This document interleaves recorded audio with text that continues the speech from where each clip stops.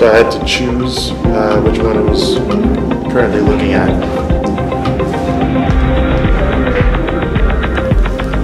Now I have to aim at the second one, and it'll determine which one it is by itself using distances and locations.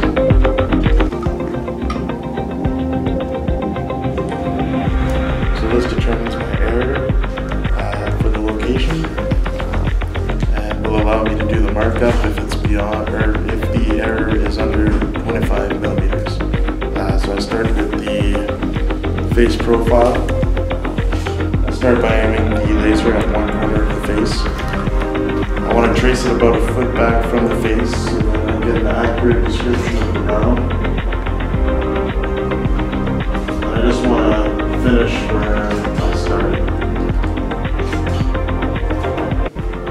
If there's any water, I want to avoid it, and don't want to add the mud pile into the face.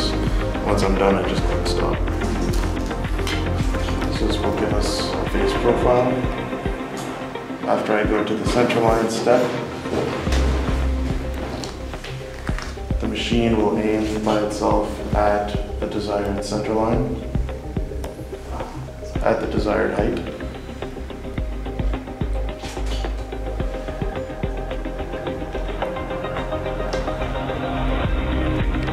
After it finds the center line, it will give us the overbreak and underbreak diagram to basically determine where the drift is in relation to the design.